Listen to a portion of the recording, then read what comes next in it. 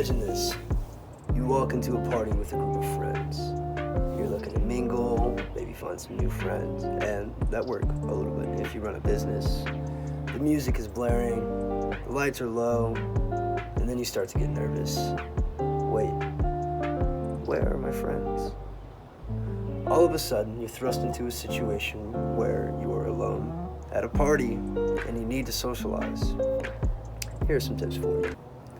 Number one, you have to stand upright and breathe fully. So 2 tips in 1 here. Standing upright, while authentic or not, conveys some level of confidence and fight in you that people will respect. And you're more likely to not be shrugged off when you approach someone to start a conversation. Breathing fully keeps you calm, and when you're maintaining a full, consistent breath, this puts you in a state of flow. This state of flow is the same you feel when you're riding for hours, or maybe you're dropping a 20 bomb on Fort, or cooking your friend in 2K. This allows you to conversate without thinking, which thinking allows you to stutter. That's why you stutter when you conversate. Keep this in mind, but this is also something that you should definitely be practicing in your daily life to get the full benefit. Number 2, maintain a decent amount of eye contact. This doesn't mean that you have to lock into whoever you're talking to without looking away. You can look away, but you want to make sure you're looking at them at least when they are speaking to you. This indicates on a psychological level that you are listening to them, and furthermore that you care about them, and that makes you more likable to the person you're trying to connect with. And it's a lot easier to connect with someone who already likes you. Think about it like this. Imagine a time when you were trying to talk to someone and they didn't look at you at all when you spoke. That sucked. You don't want to make anybody that you're trying to be friends with feel this way. And I understand being nervous or anxious. Both of these are fine. Both of these are totally normal, and you're going to feel these regardless of if you've been talking to people for your first time or if you've been doing this for years. That's just how it works. Number 3 is nod. Nod in agreement if you understand. This can go horribly wrong fast. Don't nod as if your life depends on it. Don't do any of that. It's just a social cue that's better than spamming yeah or oh for real all the time. If you want to add value or intrigue to a specific statement that a person said, here's some sauce. Keep in mind, you kind of have to configure these to your own authentic language, but I'm just going to give you what I tend to say.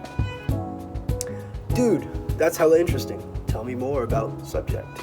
Hell yeah, what do you think about topic? That's cool. How variable happened? Tell me a little bit more about your experience and subject. It's corny as fuck, but who cares? As long as you can keep the conversation going and it shows that you're interested in what the person's saying, you're golden. Number 4, you have to become an active listener. So active listening is another skill that's comprised of 3 components. That is body language, verbal feedback, and eye contact. And all 3 of these levers can be pulled to match the level of intensity that you want to convey. For example, say you are more shy. You should focus more on your body language and eye contact because this shows the person you are listening without having to overtly show it. Or say you're very awkward and you tend to make the entire squad laugh with your funny jokes. You tone it down on the verbal feedback. You need to actively focus on making the conversation about the other person rather than about yourself. Because when you make the conversation about yourself, you make it awkward super fucking fast. I've also implemented an actionable section here for all of these tips so that you can start getting the benefits of all of these tips immediately. For this actionable step, you're going to have to start a conversation with someone. So it could be your mom, a family friend, or if you're ballsy, a random person on the street. And during this conversation, you're going to implement the 4 steps that I taught you and document your experience and what you learned. This could be on like a Google Doc or a journal, any of that. Just do not skip out on this, because if you're really trying to learn how to become social, you have to take these steps. Document your journey a little bit. We can do kind of like a mock conversation as well, if you'd like. Let's say I'm Travis. We're gonna do a mock conversation here. Let's say you're in the party that we were talking about. Hey dude, how are you doing? That's good to hear, bro. How are you liking the party so far? Sick, man. recently. I don't mean to change the conversation fast or anything like that, but I've been getting into bikes a lot, bro. I mess with bikes. Yeah, man, basically, mountain bikes are my favorite kind of bikes because of all the different spokes and gears and shit that I can do with the bike, man. Yada yada, you get what I'm saying. At all of those pauses, you can kind of add a response. And throughout this, you can kind of get the feel of how a conversation sounds organically and naturally. So here's that.